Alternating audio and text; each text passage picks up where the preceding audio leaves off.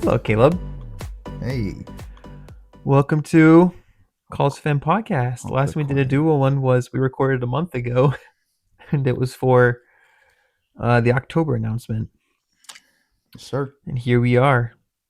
So we kind of talked about doing something that was along the lines of things that we're studying, and then Yeah. we realized that that might take a little too much of Hosea and Genesis time, as in we would be there for the next forever.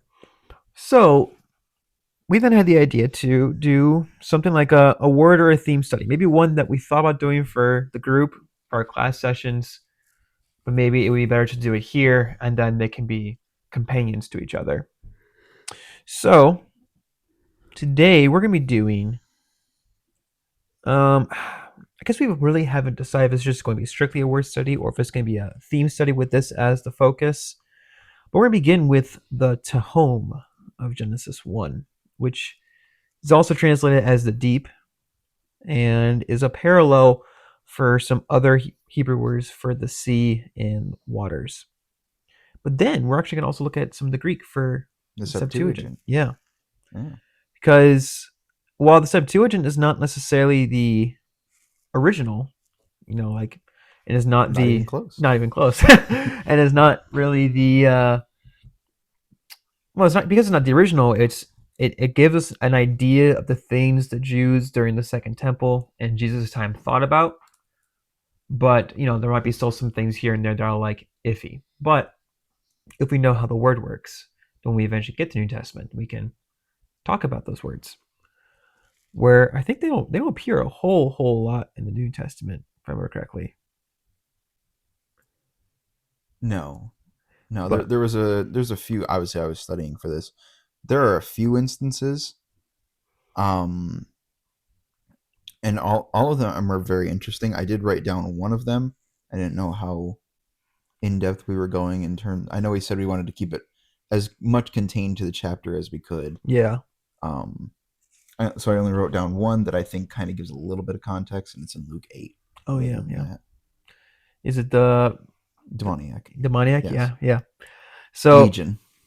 yeah, so what will be cool is I think this will be a multi-part series that we'll do, and there'll be some days we might be a little more centered on one text, but we can address other ones briefly and then we'll get there. And there'll be other ones where we group together because they all look at things the same way. Like we'll probably look at a few of the Psalms together with like the Exodus narrative because the Psalms are looking back on Exodus in a certain way. So to home. So we are starting in about roughly 4 weeks, maybe later, a series on chaos monsters. But this is a companion to that. And so the Tehom, I'm not sure why I started there. The Tehom is found originally in Genesis 1. And so it reads in verse 1, in the beginning God created the heavens and the earth. And in verse 2, now the earth was formless and empty. The darkness was over the face of Ha-Tehom, and the Spirit of God was hovering over the surface of the Mayim. Already, there's a lot of really interesting things. I think we honestly just kind of blow by there. I don't know about you. Mhm. I remember we talked about this for back and forth probably like for years, and there's always something new that I come in and annoy your ear with, like, hey, we didn't do this right, and it's really interesting. So I guess what is in your study, or Mhm. even like before your study, I guess what was your understanding or like your thinking, or is the most common thinking of like the first two verses of the Bible? Yeah, well, a lot of people think it just refers to kind of the earth not being finished, Mm, right? And there's a large part of that in the text, and that is certainly well reflected in the Septuagint. Um, However, I think it does go deeper than that, right? mm, And kind of in, I don't want to get too ahead of us, but just in terms of the chaos mm-hmm. and the order that God brings Yes. is very apparent in this verse, and that's not something that we talk about very No, it's often. not. No, And honestly, I think kind of playing off what you're saying, I hear a lot of people either saying that verse 1 is the initial creation, which has problems, um, theologically and literary wise. Um, and then another option I've heard is the gap theory, which also has problems and is very what's what I'm looking for? It's very speculative. It's assuming a lot that is happening in the literature that is just not there. And so, I mean, there's other options as well. And I've come to favor verse 1 being, let's start there, as a title to everything. Because you get this merism of the heavens and the earth, which are not yet created until days 2 and 3. Not only that, but if we say that day 1, the first creation act is the first verse, we're saying that God created chaos. And I have theological problems with that. I don't know about you, but I have some issue Sure. with the idea that God is the origin of disorder. Whereas the ancients seem to have thought it as disorder was not an equal opponent to God, which is reflected upon in this text and then in the other ancient Near Eastern texts where they have to go to war with disorder. But he just is there. And verse 2 honestly really outlines that a lot. Mm-hmm. So if we go to verse 2, we have, now the earth was formless and empty, or tovu vavohu, and darkness was over the Tehom. And then we have, and the Spirit of God was hovering over the face of the waters. So a lot there. What we have here is a very different picture of the beginning, or a beginning, Yeah. than we think of things. I think our modern day framework is very much more origins based in terms of coming into existence regarding substance, when matter begins, when things have gone from nothing as a no thing to matter and things. Whereas here we have in verse 2, before the first day, we have things. We have water. Right. We have darkness, which is interesting. It's a very different framework of looking at life. They're looking at life as creation is not just a beginning of like when metal comes into creation, or like when you form glass. Mm-hmm. It's the function and ordering of the world around it. It is far more focused on not just how, but much more on the why. That things have purpose, that things are orderly, which I think even just for like Christian worship or our day-to-day lives calls for us to live within God's order, live within an orderly worship, an orderly way. Not to say that if you're a bit of a mess, that means you're in sin, but because I'm a bit of a mess, but in the idea that We're all a little bit of a mess. yeah, but in the idea that we don't want things to be left so spontaneously that there is no structure, because God provides structure. And I have appreciated one scholar, I forgot his name right now. I was reading one of his books for a study on the image of God, and he talks about, he calls Genesis 1, he treats it like a liturgy. He says it's not necessarily a liturgy, but it's structured in a way that liturgies could follow. That we recognize who God is in light of everything around us, and then what our purpose is in regarding worshiping him for who he is and what he has done and the kind of God that he is. But yeah, we have waters. We have this Tehom. So to just kind of bring some definition from a lexicons, Tehom refers to, often translated as the deep, the depths, the primeval ocean, sometimes also referred to as the flood. Interesting. Okay. So that should already be interesting. Yeah, it should be interesting when we think about That's very interesting. because if you think about it, here's the thing: when we get there, we'll spend some time with this. Genesis 6, Tehom returns. The word returns in its literary usage, referring to the flood, which is really interesting how the Holy Spirit is guiding the authors to describe the world around them. But so it's translated as deep depths, primeval ocean, flood, deluge, Deep Deluge. deluge, yes. That's an interesting word. Yeah, a word I don't usually ever hear ever. It's a very rare word, but I like it. I do too. And then also deep springs and underground waters, Okay. which makes sense. Yeah. We're gonna another one we're gonna get to eventually is Jonah. It appears with Jonah, and where does Jonah go when the Tehom appears? Well, when in the belly of the giant fish. Yes. What's funny is that the Hebrew for that is dog. Um, Oh. so when he's in the dog, So is they're it a dogfish then? uh, sure it's an easy way to remember it. But they're in the Tehom, which we've talked about in a Q and R that we didn't record, but Yeah. plays into the question of did Jonah actually die? I mean, he at least believed he did, Yes. but did he actually? And but the way he describes the world that he's going through once he's in that dog Mm. is interesting. So when we translate it as deep, it kind of gets a picture of the waters. Scholars I found have found a more interesting way of characterizing it as chaos waters, of which, like, what the heck does that even mean? We think of like chaotic waters, like Yeah. in the oceans when the winds blow by, but chaos waters. The idea, as you said, with chaos and unstructured, unfulfilled state of disorder, lacking of order, is the present state, that there is darkness, perpetual darkness, and water. Mm-hmm. And we're not going to do a Genesis 1 study. We're just kind of looking at this, but we will get to, I think. You did a little bit of a Genesis 1 study. What's that? You did like the different days of creation. Well, I mean, right now, yeah. Oh, yeah. And even then, those videos were very short, and I've come to find some more stuff that I wish I recorded. But I'll get to share that in the Chaos Monster class. But what we get here is we're going to get to days 2 and 3 a little bit. Sorry, day 1 and 2 a little bit.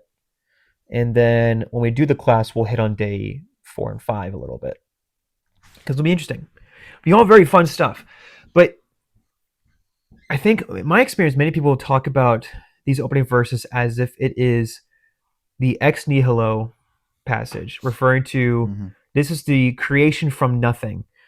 But the earth is under the waters right now, as we see in day 3. So while the Bible affirms ex nihilo, this is taking a framework of order being brought. Yeah, and it's really interesting, and also we'll get more into it, but the Greek is very reflective of that. Oh, very much so. Yeah.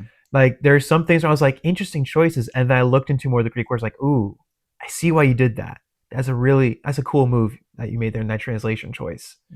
Because the Septuagint is a translation of it. So you had a Bible nerd who back in the day translated this thing. So what a way to phrase it. I know I can't take credit for that one, but I like that one. I wish I could be called a Bible nerd. I'm not. You are a Bible nerd. I don't know if I'm there yet.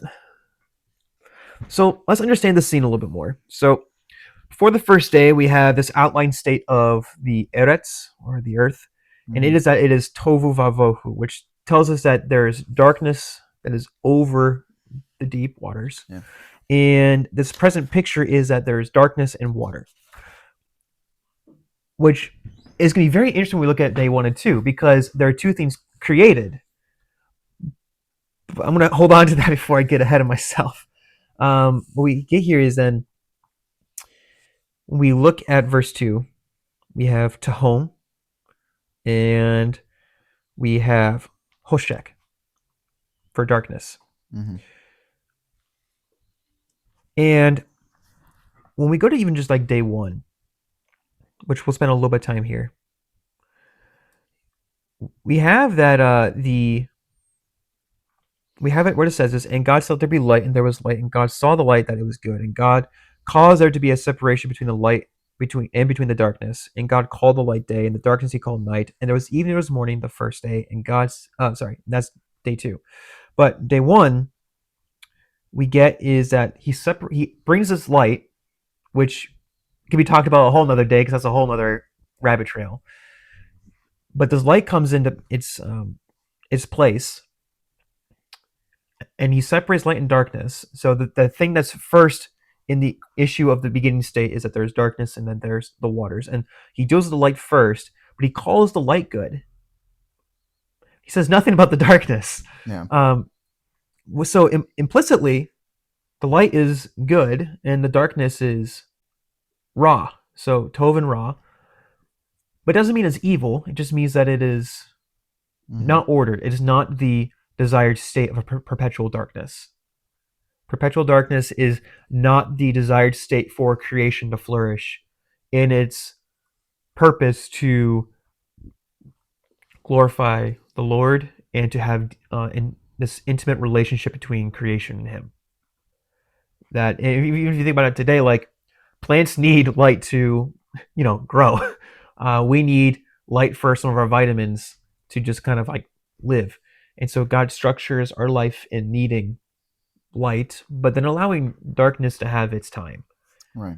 But again, it's not Him creating evil; it's Him bringing an order of time, which I think is really interesting that Hmm. that's structured there. Day one, I think we focus so much on what the heck is this light source, Yeah. but the light is given a new name. So because it's not the light is called day, so he's establishing time. He's establishing the way that our world functions in time. So he's provided us with days, which will then turn to years and months and all those things. But he calls. I want to focus on because the darkness is not called Tov, but the light is. But then we go to Genesis. We go to day two with Genesis, and it says, "And God said, let there be a vaulted dome in the midst of the waters, and let it cause a separation between the waters." So God made the vaulted dome, and He caused a separation between the waters which were under the vaulted dome and between the waters which were over the vaulted dome, and it was so. And God called the vaulted dome heaven, and there was evening and morning a second day. What's missing in that day? There's nothing called Tov at all. I didn't know if that was a rhetorical question or not. I'm going to be honest with you. All right, that's fair. But there's nothing there called Tov. Right. The entire day Right. is done, but it's not called Tov, Yeah. which is, I think, is Fascinating. strikingly interesting. Fascinating. Very much so. But then you go to day three, the first half, and then it talks about how God says, "All right, let the waters be gathered, the waters below be gathered, so the land may appear." So the land's currently covered, and when the land appears, and He distinguishes Yam and Eretz. So Yam being the Hmm. word for sea, which is funny enough also the name of the Canaanite god. So it's almost like a shot at that god. Yeah. Then you have Eretz. That's when He calls it good. So it's like 2.5 days to deal with the darkness in the waters, and then He calls it good when there's light and there's land, which means implicitly that Tehom is not the desired state of creation. Right. It is not the desired state of order. It is currently disorder. And the ancients had this fear of the water, which, think about it, the ocean is beautiful, I am deadly. terrified of the ocean. It's No, you deadly. don't have to convince me of that. No, it's like there's so many monsters down there, so many creatures. It's just dark down there, and you put your house too close to it, it could absolutely wipe you It out. will eat your house, It will eat literally. your house. But yeah. So I don't know. I've been talking a lot. Do you have any thoughts on the thing, anything I said, or reflections, or? Well, yeah, I mean, as you kind of mentioned briefly, the Greek really does kind of back up a lot of what you're saying. Yeah. Um, I do find it interesting, though, in terms of the word for Greek in Greek Mm, for the deep, yeah. right? Abusu. In Yeah. this passage, it's abusu, and the nominative singular would be abusos. Yeah. Um, it is derived from the root word buthos, Okay. which means deep or the sea. Mm-hmm. But to add the alpha onto it, make it abus, Yeah. abusos. Couldn't Greek for a moment there. To make it abusos, to slap that alpha on the end of it, or the beginning of it rather, actually turns it into a negative. Mm, Right? So the idea there is without depth, mm, which is not to say that it's shallow, but rather that the depth cannot be measured. mm. It is unknowable Yeah. without depth. Yeah. Right? Because generally we can understand depth as three-dimensional beings. Sure. But in this instance, they are very much saying, no, this is unknowable. This is chaos beyond comprehension. Yeah. This idea of abyss. It's just wild stuff. Yeah. it's such a very foreign way to view the world than we. Truly, yeah, it is. Yeah, and kind of what you were talking about with the land, especially. The word there for earth in Greek is gain, Hmm, which is not what most people would use for like the planet Earth. right. Kind of going back to what we were talking about, how it's not like the actual initial mode of creation. Yeah. Gain there is actually usually used as like dirt, Same thing. soil, Same thing with like eretz. earth. Eretz is very similar. It refers Yeah. to either a land or dirt. I mean, you find that when there's many times where, actually, better example, Pharaoh, when there's the famine, and Pharaoh is like with Joseph is collecting all their resources, and it says the whole world came to them. Well, it's more like the whole land, like everyone Yeah. in the area came. Yeah. And I don't know about the exact Greek in the census of the New Testament. I don't know if you know off the top of your head, but they even say the I whole could look world, it up real but quick. it's not the whole world. It's just it's part of their land. But even then, you just have like it is the land, and Eretz is used in reference to the land that Yeah. the Canaanites or the land of Canaan, where the Jewish people lived, or you Hmm. have like the land of Egypt, Right. It's the actual physical like dirt, soil, dirt, earth. soil, earth, It's not the planet. right? Yeah. And it because there isn't a concept of a planet in their Mhm. minds right now. They're thinking of like, okay, we see all this stuff up there.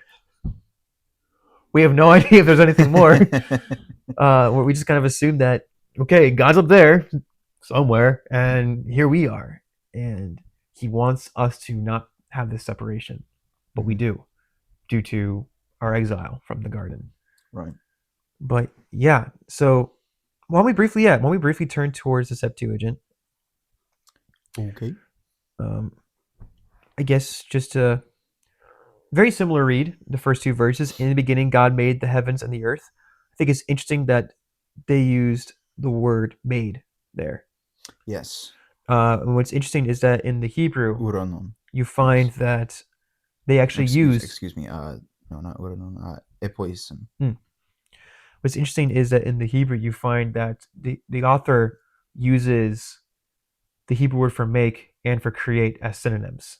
Hmm. And that is something that this is only an action that God can do, but it's not talking about this whole like like the concept we have of this world of the universe today is like whether you accept it or reject it. We our country has the idea of like the Big Bang. We Right. talk about like okay, let there be light, and kaboom, there's everything. But it's talking about like he's making things. He's taking things and forming them into the proper structure. He's like saying, all right, waters move here, land move up, and Yeah. we have God made the heavens and the earth, but the earth was unseen and unprepared. Now that's interesting. I do think that's really interesting. Well, I say it's interesting because of how the Greek is. Mm, It's a different word there. okay, yeah. But the earth was unsightly and unfurnished. Mm. Interesting that yours says unseen and mine says, or the Septuagint says unsightly. Well, I think it's. They're similar, but I think it works the same way. I Because do what think word? it works What's the Greek word that you have? It should be the same Greek word. for Unseen. uh, autotos. Yeah. Okay. So it was a translation choice for the English that they Okay, made. It's yeah, the same. right. But I guess just in terms, I haven't looked obviously at every single use of Sure. autotos, but I think it based on how I would understand that, I would think it's a little more like unsightly. Like Mm. you don't want to look at it, Interesting. Yeah. which kind of makes sense in terms of it being unparalleled chaos and Yeah. incomplete and just darkness. You don't want to look at that. You can't even look at it. There's Right, you can't. darkness. Right. So perhaps it would then be better translated unseen, but I think that you know. I think both probably. I think it's probably one of those words that has numerous layers mhm, that we just don't have a word for it. I think on one hand, if you think about the chaos thing, it makes sense as unsightly. Like you don't want to see it because it's so chaotic and it's devoid of life right now. I mean, there's God, but it's devoid of life. right. But it's also unseen because there is perpetual darkness. You can't see it, and so there's nothing to see. But if you could, you don't want to, because it's like Yeah, it's just nothingness. You can't comprehend what it is. I mean, right. again, we're thinking of like in today as nothing, as in no thing. which how do you that's still a whole Yeah. thing to wrap your head around. No, I know. That's I get a kick out of. I think it was. I can't recall if it was a comedian or just somebody who told like a funny joke, but they were definitely giving some kind of presentation, and so they were like they were talking about how they were talking to an atheist. It's like what existed before. Actually, it might have been John Lennox. Maybe. He's I think, or he may have used it once or twice, but just what was before creation, and it was nothing. Not like the lack of something. Like there is no thing. Right? Lack of implies that there is something to be gained. Yeah. There is no thing. Nothing. That is a mind-boggling idea. It's Yeah. not it's not empty space. There is no space. Yeah. It is nothing. Right. And then we have this framework, which we're already trying to wrap our head around our own framework. And then their framework is darkness and water. Yeah. And we're like, oh yeah, I can picture that. But then you go like, wait, Right. what? Imagine exactly. Imagine you are at the very bottom of the ocean and you are just looking around with no light. That's the idea there. Yeah.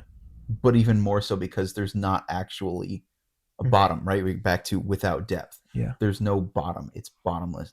That is a very strange concept Yeah. for us.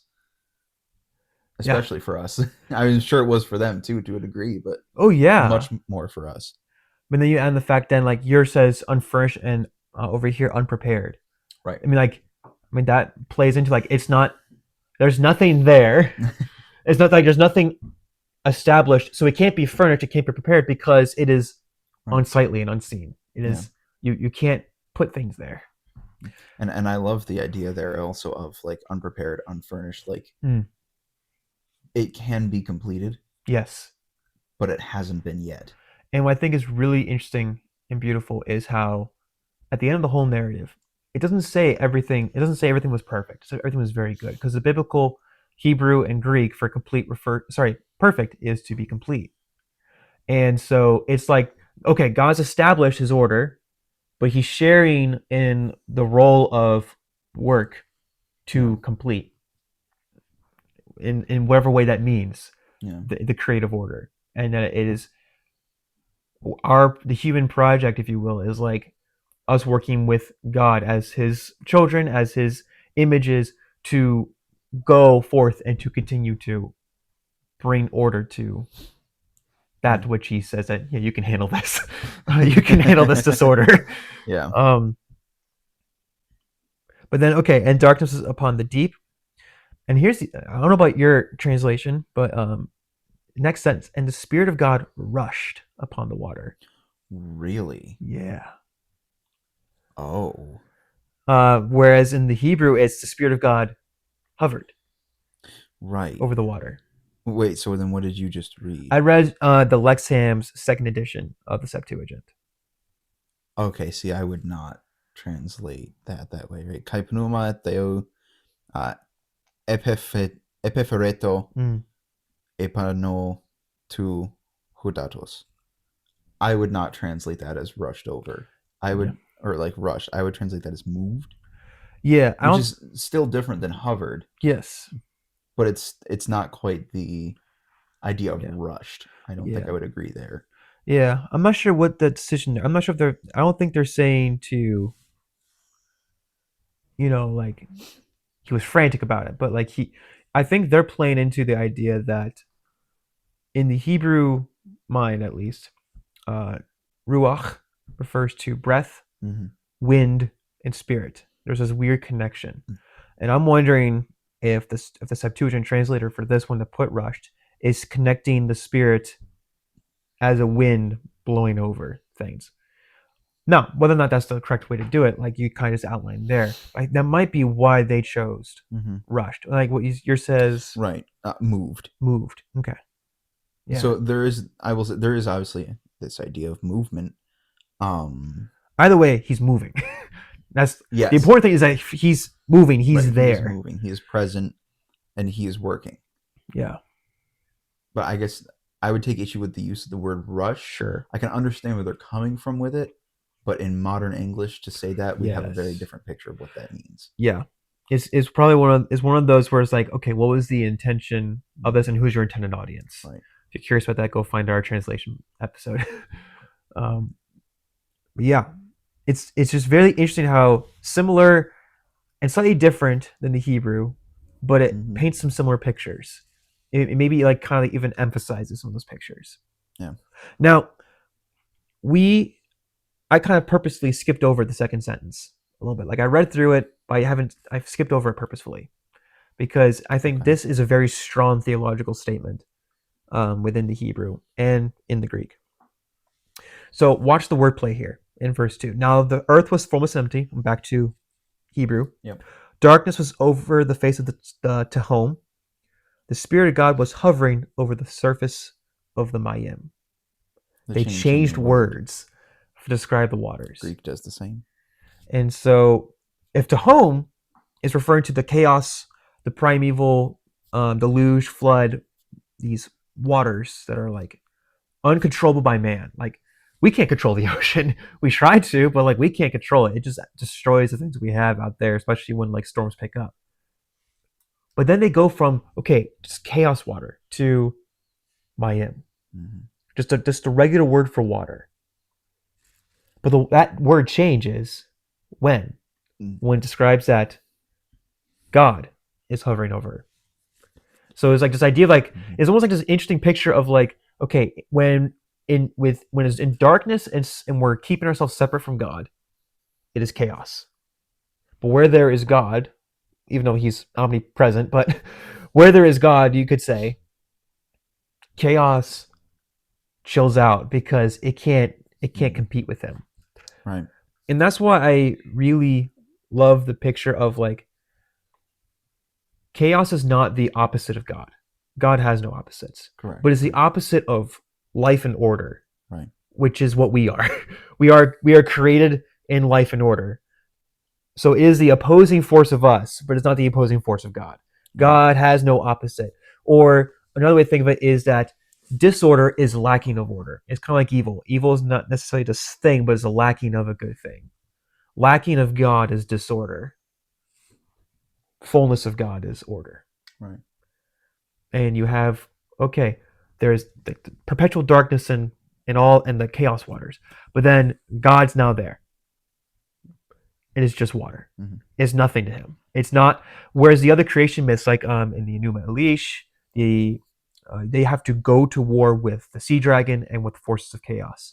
Or in the Egyptian, God is born out of the water, right, and then he reproduces. This God is already here. He's not produced from something. He doesn't go to war right. for something. He's just there. Yeah. I mean, the first 4 words of I think it's 4 words in the Hebrew Bible, the first 5 of Greek. In the beginning, God. Mm-hmm. Right. Bereshit bara Elohim is the first 3 words. In arche, epoiesin, hotheos. In the beginning, God. Yeah. So actually, you'd have to take epoiesin out because the way Greek grammar structure works, it would be technically in the made the God.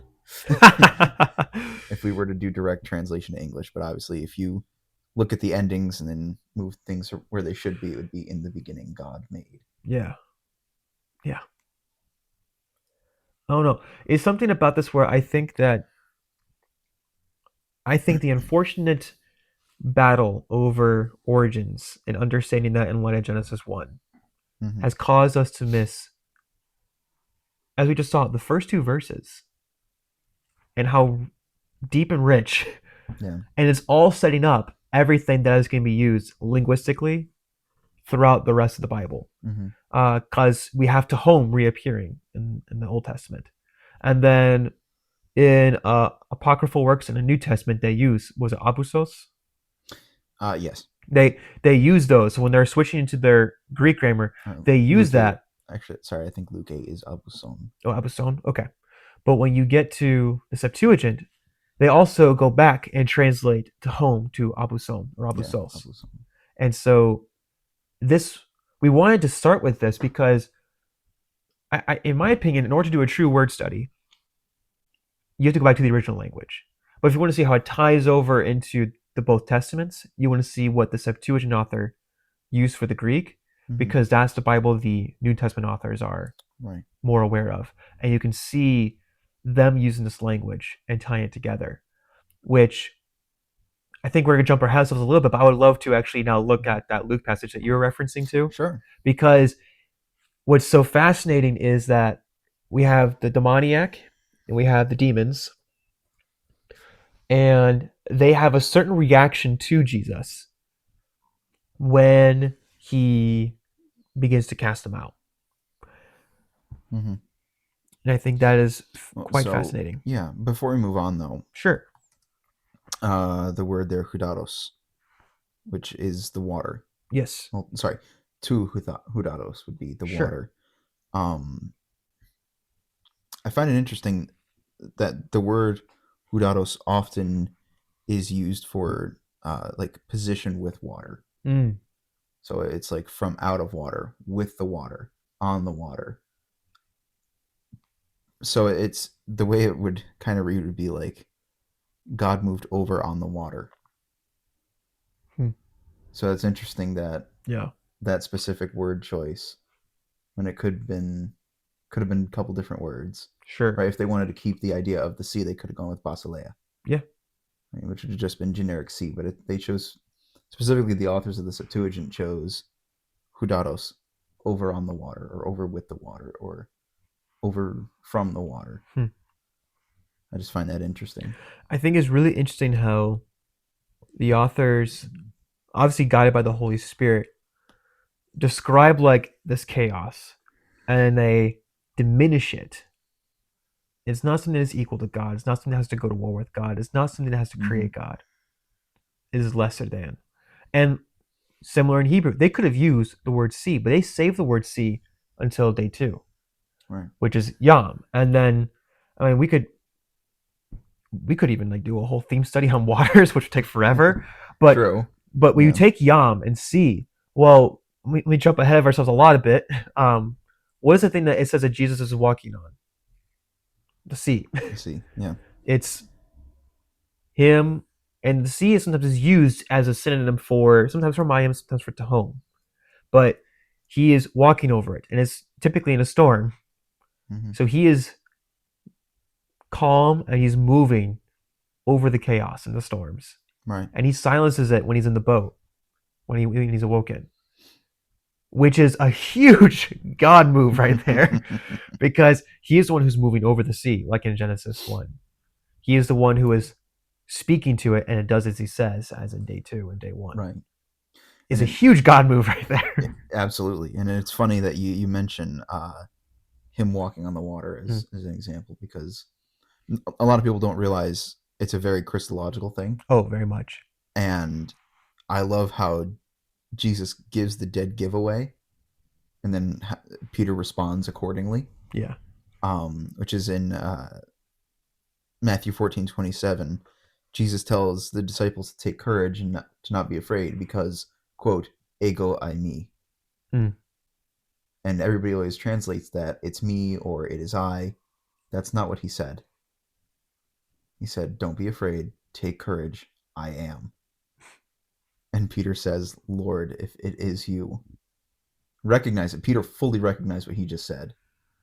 And he says, command. He didn't say ask, didn't say tell, he says, command. Mm. He understands that Jesus has just claimed divine authority. And Peter's saying, if that's true, command me to come out onto the water. Have me walk. And he does. And that's why they worship him when he gets into the boat. Yeah. Because they fully now understand, oh my goodness, this is God in the flesh in front of us. Yeah, it's several people have asked me like, why have you done a study on water? So I did a study on Tahom a while ago, and I went back and started my Yim because I wanted to do like specific words, Right, sure. which is kind of how we're starting, but it might need to go into the More various general, yeah. the more various ways it could be used, because so much it plays into the Christological explanation of who Jesus is. Mm-hmm. And I was like, and I'm not going to lie to you, it's a long study. It's absolutely stunning to see the usage of water as this picture of a thing that provides hydration and life and has benefits, but also it can just as easily become this force of chaos. Either way, is nothing to God. Right. And Jesus is walking over those things. But if we keep this idea of chaos, and the reason I want to make sure we also tie in Abuson is in the appearances that it has in the New Testament is sometimes translated as pit, as it is the pit that these things come out of or they're afraid to go into, which is really interesting. Yeah. When you think about, okay, chaos is the opposite of life and order, which is why sometimes they would use Tehom and like the underground water as as a picture of death, a passageway to the realm of death, which would also be be described as like this pit because they didn't know there was an end to the water. They didn't know that there was a surf like the bottom layer. Abuson. Abuson, you're just constantly sinking. Bottom. Yeah, without depth. You're just sinking forever. And it's the same thing with this pit. You're sinking or you're falling into death. But yeah, let's go. We're gonna say some of that, but let's look at Luke now to kind of get some picture of the back and forth. Yeah, so I just pulled the passage up, and I mean, there it is. Where are we? Kai parakelon auton ina me. Oh my goodness, I can't. I need to zoom in. My eyes are horrible. Epitaxe atois estain abuson alpethin. That would be, and they were begging him that he would not command them into the abyss to go away.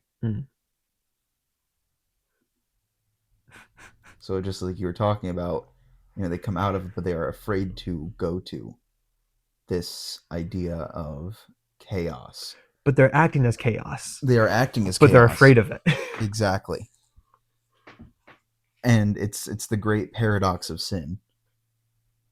Right? This idea that I want to do what I want, but I don't want the consequences of it. Yeah.